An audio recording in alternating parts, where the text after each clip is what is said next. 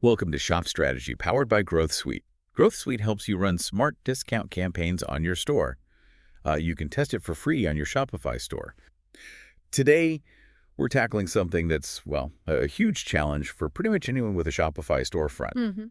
How do you actually get found? How do people find you in this massive online world? Yeah, We're diving deep into search engine optimization, SEO. exactly. And our guide for this deep dive is the Shopify SEO checklist, 15 essential steps for better rankings from the shopstrategy.com. Okay. It's a really practical resource, like packed with steps you can actually use. And those steps are so vital, aren't they? Yeah, I mean, with over, 1.75 million other Shopify stores out there. it's incredible. Yeah, having amazing products is just like Yeah. step one. You've got to cut through all that noise.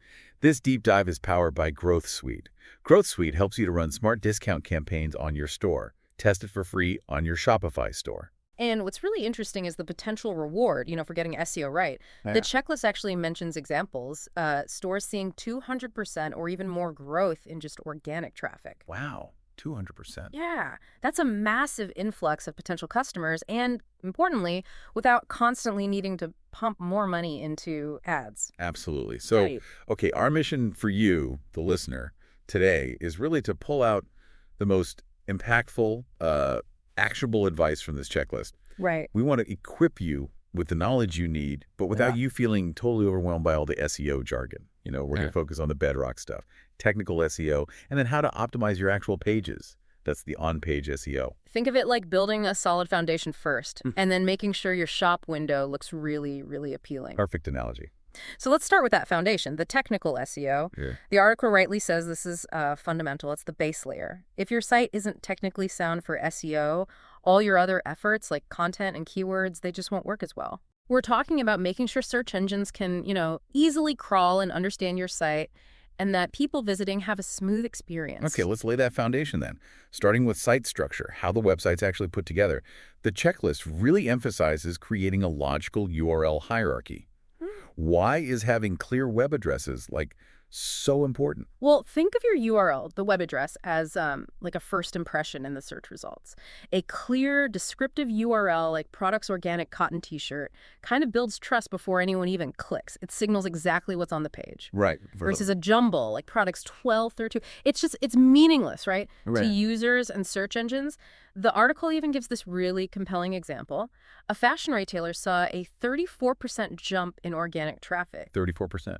Just Yeah. from URLs. In 2 months, yeah, just by cleaning up and restructuring their URLs. It really shows how much search engines value that clarity. Wow, okay, that's tangible. So the key is make URLs descriptive, easy to understand, maybe mirror the site's categories. What's next on the structure front? Site navigation. Improving that is absolutely crucial. Imagine, walking into a physical shop where everything's chaotic, you can't find anything. You just walk out. Exactly. Same thing online. And search engines notice too. They see how easily people move around your site as a quality signal. The checklist suggests keeping your main navigation pretty focused, maybe 7 or 8 key categories top. Yeah, don't overwhelm people right away. Makes sense. The article also mentions breadcrumbs. I see those little trails at the top of pages. What do they do for SEO? They're actually more useful than they look. Breadcrumbs show users the path back, like home category product. Improves their experience. But crucially, they also give search engines a clear map of your site structure, helps them understand how everything fits together. The article notes most Shopify themes include them now, which is great. And they shared another example. A jewelry store client saw a 42% increase in average time on site. 42% increase in time on site. That's huge. Yeah, and higher rankings for their category pages, too, just from reorganizing navigation and making sure those breadcrumbs were solid. Okay, that really drives home how user experience and SEO are totally linked. Clear URLs, good navigation, breadcrumbs, solid blocks. Now let's talk about something that really impacts whether people stick around. Site speed. Performance. Oh, absolutely critical, especially now. Everyone's impatient online, right? The article highlights that every single second of delay, it can mean about a 7% drop in conversions. 7% per second. Ouch. It's not just lost sales, it's a lost customer. And yeah, Google definitely factors site speed into rankings. Slow site, lower rank. Okay. So how do we make our Shopify stores faster? The checklist starts with images compressing and optimizing them. Sounds simple, but are there details we need to watch? Definitely nuances. The main goal is shrinking file size without making the pictures look terrible. The article suggests aiming for under 200 KB, but ideally like under 100 KB for product images if you can. Under 100 KB. Right.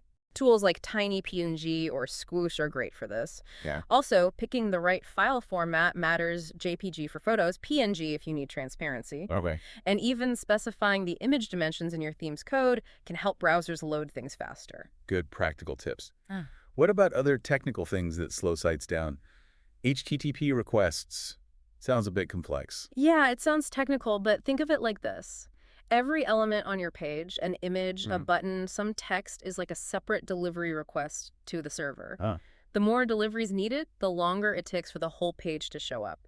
So fewer requests generally means faster loading. Makes sense. The checklist advises getting rid of unnecessary Shopify apps. Those often add extra code, extra requests. They had this really striking example. A client cut their load time from 5.2 seconds down to 2.8. Wow, almost halved it. Yeah. And their conversion rate went up 18% just by removing redundant apps. That's a serious wake-up call. Audit your apps. Definitely. Other things like combining CSS files, using lazy loading where images lower down only load when you scroll to them, that helps too. Okay. The checklist also mentions Shopify's CDN, Content Delivery Network. What's that about? So a CDN is basically a network of servers spread out geographically. Shopify's CDN stores copies of your site's files, images, code on these servers. When someone visits your store, say from London, they get the files delivered from a nearby server, not necessarily the main one maybe located in the US. Ah, so it's faster delivery because it's closer. Exactly. Big speed improvement, especially for international customers. The advice is simple. Keep your Shopify theme updated because Shopify keeps improving its CDN, and use Shopify's built-in image handling rather than hosting images somewhere else if you can avoid it. Right, leverage the platform. Okay, final piece of this technical puzzle. Mobile responsiveness. Feels like table stakes now. Oh, absolutely fundamental. Non-negotiable. The article points out nearly 73%, almost 3/4 of e-commerce sales happen on mobile. 73%. And on top of that, Google uses mobile-first indexing, meaning they primarily look at your mobile site to decide rankings. So if your mobile site stinks, you're starting way behind. Yeah. Okay, so what are the critical things for mobile optimization? Number 1, use a responsive Shopify theme, one designed to adapt automatically to any screen size, phone, tablet, desktop. The checklist says pick a theme with mobile users in mind and then test it like crazy. Check everything, especially the checkout process on mobile, needs to be super smooth. Right, no friction there. And number 2, actually test your mobile usability. Google has a free mobile-friendly test tool. It'll flag common problems like text too small, buttons too close together, content wider than the screen, slow mobile loading. Oh, okay. They shared a great example. A sports equipment store focused on mobile saw a 28% decrease in mobile bounce rate. People sticking around longer. And a 15% increase in mobile conversion rate within a month. Wow, that's fast impact. Shows how much people care about that mobile experience. Definitely. Okay, so we've built our technical foundation. Clear structure, fast speed, great mobile experience. Now let's switch gears to on-page SEO, optimizing the actual content people see. Exactly. If technical is making the store accessible, on-page is clearly telling search engines and people what each page is actually about. Right. Let's start with keywords. Always feels like ground zero for SEO. How do we figure out what our customers are actually searching for?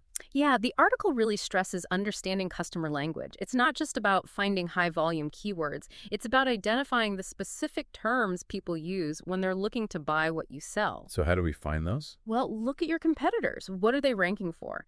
Tools like RFs or SEMrush can help there.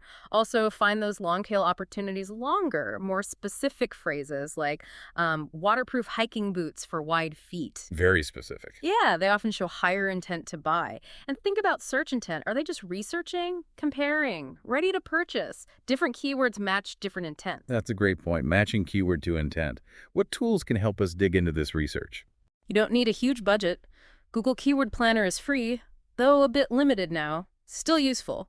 Shopify's own search analytics is gold. It shows what people are typing into the search bar on your store. Oh, that's super valuable. Totally. Google Search Console is another free must-have. Shows queries you already get some traffic for. Maybe you can optimize more for those. And even simple stuff, like Google autocomplete suggestions as you type. Great for finding long-tail ideas. Okay. Lots of options there. So we've done the research, got our list of keywords. Where do we put them on the page for maximum effect? Placement matters, but don't overdo it. Key spells the checklist mentions are page titles, your H1 tag, subheadings, H2s, H3s, the first 100 words or so of your text, product descriptions definitely, mimage file names, and alt text. Alt text, right. And URLs, which we already talked about. The big caution is integrate them naturally, no keyword stuffing, don't just cram them in. It reads terribly for humans, and search engines are smart enough now to see it as spammy. Might even hurt your ranking. Right. Natural language first. Got it. Next up, meta tags. Title tags and meta descriptions. They don't show on the page, but they're what we see in Google results, yeah. Exactly that. They're like your storefront window on the search results page. Super important, your title tag, that clickable blue link. Huge factor for rankings and for getting people to actually click, the click-through rate, or CTR. Okay. So how do we write a good one? Keep it concise, under 60 characters usually. Put your main keyword near the start. Add your brand name at the end, maybe separated by a pipe or a dash. Yeah. Use strong words if it fits like exclusive, official, limited. So instead of just blue t-shirt. Maybe. Men's organic cotton blue t-shirt, your brand, much clearer, more compelling. Makes sense. And meta descriptions, do they affect rankings directly too? Not directly, no. Google doesn't really use them for ranking position, but they massively influence whether someone clicks your result or someone else's. So they drive the click-through rate. Precisely. A good description acts like ad copy. The checklist says, weave in secondary keywords, have a clear call to action. Shop now, discover, whatever fits. Keep it under 150, 160 characters. And highlight what makes you unique, your USPs. They shared another cool example. A handmade jewelry seller rewrote their meta descriptions, focusing on USPs and CTAs, saw a 23% jump in organic CTR. 23% increase in clicks just from that little description. In 3 weeks. Yeah. Shows how much those snippets matter. That really underlines it. Okay, let's zero in on product pages. These are the money pages, right? Where people decide to buy. How do we SEO optimize those specifically? Yeah, prime real estate online. First thing, unique, compelling product descriptions. Please, please don't just copy the manufacturer's text. Yeah, see that all the time. Huge missed opportunity. For SEO, because it's duplicate content, and for actually selling. Focus on benefits, not just features. How does it solve a problem? Make life better. Use sensory language. Help people imagine using it. And yes, weave keywords in naturally, but make the copy great first. Good advice. What about structure on the page, like headings? Use header tags logically. One main H1, usually the product name. Then H2s for big sections like description, features, specs. H3s for subsections if needed. Put keywords and headings where it makes natural sense. And product images. We talked file size for speed, but what about SEO? Context for search engines. Use descriptive file names like men's blue organic cotton-t-shirt front.jpg instead of img007.jpg. Right. And always add keyword-rich alt text. Describes the image if it doesn't load and tells Google what it is. Plus, multiple high-quality images help users, which is good overall. Okay. The checklist also mentions schema markup for products. Sounds a bit technical again. It's a little more advanced, but powerful. Think of schema as adding structured labels to your content that search engines understand perfectly. For products, you can add schema for price, availability in stock, customer reviews. And what does that do? It can create rich snippets in search results. You know, those listings with star ratings, price, stock info right there under the link. Oh yeah, those stand out. Exactly. Makes your listing more eye-catching, potentially boosts clicks. The article suggests adding product schema, breadcrumb schema, organization schema. And use Google's testing tool to make sure you did it right. Okay. Definitely sounds worth looking into for making listings pop. Last area, collection pages. Those pages grouping similar products. Yep, super valuable for targeting broader category keywords like women's running shoes or organic cotton baby clothes. So how do we optimize those? The key is unique content on the collection page itself. Don't just show the products. Write a good, informative description checklist, suggest 250-plus words, include keywords, answer common questions about that category, maybe add a mini buying guide. Make it a useful resource.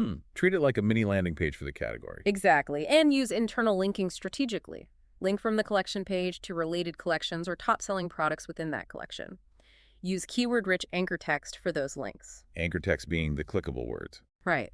They shared a home goods retailer example, optimized collection pages with unique text, and internal links saw a 41% increase in organic traffic just to those pages. 41%?